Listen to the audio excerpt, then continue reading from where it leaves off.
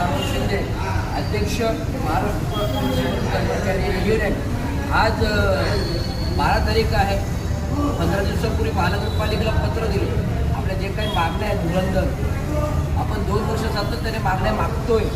त्यापैकी त्यांनी 7वं वेतन आणि काही बोनस वगैरे हे करतात, परंतु गेले 5 वर्ष थकीत जो काही 7वं वेतन राहिला त्या 7व्या वेतनाचा व्याज जो वापरला गेला आहे 5 वर्ष शासन धोरणाने महानगरपालिकेने तो व्याज द्यावा. शासन GR न्यायालयाचे आदेश हे पाहता तो फरकाचं आपल्याला व्याज मिळाला पाहिजे आणि तो व्याज देणं महानगरपालिकेला क्रमप्राप्त आहे. अनधिकृत राबवडी जेल बंदिस्त नाला, अनधिकृत राबवडी जेल बंदिस्त नाला ह्या नाल्याच्या प्रकरणी माझा स्वतःचा मी अधिकारी असताना कार्यकारीपर्यंत काही संबंध नव्हता.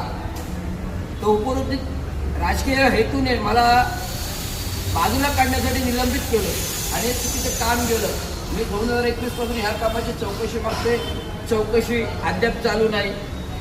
माननीय पंतप्रधान यांनी 5 कायदे केले. 5 कायद्यानुसार कॉन्ट्रॅक्ट कर्मचाऱ्यांना हे लागू आहेत आणि 5 कॉन्ट्रॅक्ट कायदे जर देशाचे पंतप्रधान लागू करतात, जर पुणे महानगरपालिका पुणे चित्र महानगर लागू करते, नवी मुंबई लागू करते, तर ठाणे महानगरपालिकेला काय करत नाही हा प्रश्न आहे. आता 10, 20, 30ची ठरावाची अंमलबजावणी परवाच आमदार केळकर साहेबांकडे मिटिंग झाली. या मिटिंगमध्ये जे काही उत्तर दिलं नाही, आम्ही करतोय, आम्ही करणार आहोत, आम्ही करत आहोत, आम्ही करतोय, करणार आहोत आणि करत राहणार. करता करविता कर्म हे अशा प्रकारचे जे अभिव्यक्ती भार आहेत प्रशासनाचे चुकीचे आहेत. तर 10, 20, 30, 15 वर्ष धुरंधरचा प्रश्न आहे. येणारा सणापूर्व हा फरक दिला गेला.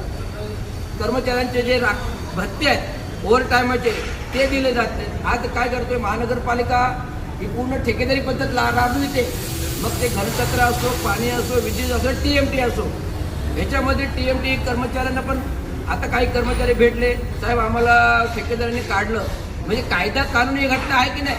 म्हणजे महाराष्ट्र शासन नियमावली आणि महानगरपालिकेचा एक ठेकेदारांवर कंट्रोल आहे की नाही? याचा अर्थ ठेकेदार आणि अधिकारी मिलीभगत आहेत आणि मिलीभगत असल्यामुळे परस्पर बिलं घेतात आणि कामगारांना, गरीब कामगारांना लाथ मारतात.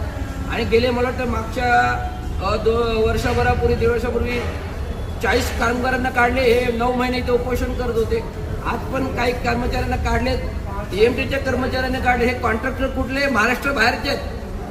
दिल्ली, उत्तर प्रदेश, बिहार आणि महाराष्ट्र ठेकेदार नाव असून पण त्यांच्याकडे काम नाही. म्हणजे आपल्या लोकांना काम नाही, परराज्यातल्या लोकांना काम. म्हणजे कोणाच्या लागे बांधे हे तपासावे.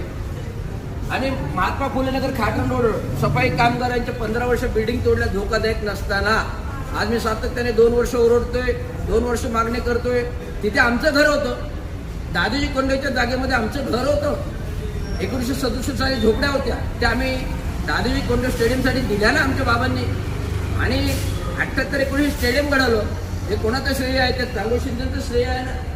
मग चांगो शिंदेचं श्रेय आहे, मग ते कामगारांच्या लपाटाच्या इमारती धोकादायक का तोडल्या, घरं का होत नाहीत हा प्रश्न आहे. कोरोना कालावधीमध्ये ज्या ज्या कामगारांनी काम केलं त्यांची वेतनं दिलेली गेलेली आहेत ठेकेदारांनी. आणि आत्ताच हाती आलेलं म्हणजे परवा झालेल्या मिटिंगनुसार कॉन्ट्रॅक्टर ठेकेदार फंड ग्रॅज्युटी घेऊन बिलं घेऊन काय फरार झालेले आहेत. आणि कामगार आमचे काल याद्या घेऊन आमदाराकडे बसून त्याचा काही ठोस निर्णय नाही. तर प्रशासनाला हा सल्ला आहे की जेवढे ठेकेदार आहेत तेवढे ठेकेदारी पद्धत बंद करा.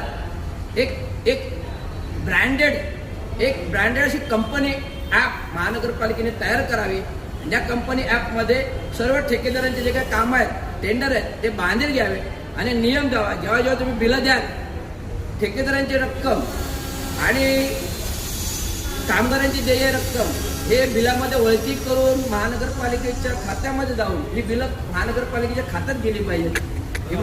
आणि महानगरपालिकेच्या खात्यात जर बिलं गेली तर महानगरपालिकेच्या कामगारांना देय राहील ना. मग तुम्ही असं का करत नाही? केवळ ठेकेदाराचे भरे का पडताय? जेवढे आपले अधिकारी आहेत, वरिष्ठ दर्जाचे अभियंता आहेत, घनकचरातील असतील, उपायुक्त असतील, सहाय्यक आयुक्त असतील, अजून घनकचरातील जे विद्युत विभागाचे उपनगर अभियंता असतील, पाणी खात्याचे उपनगर अभियंते असतील, यांनी ठेकेदाराचे कामं आणले.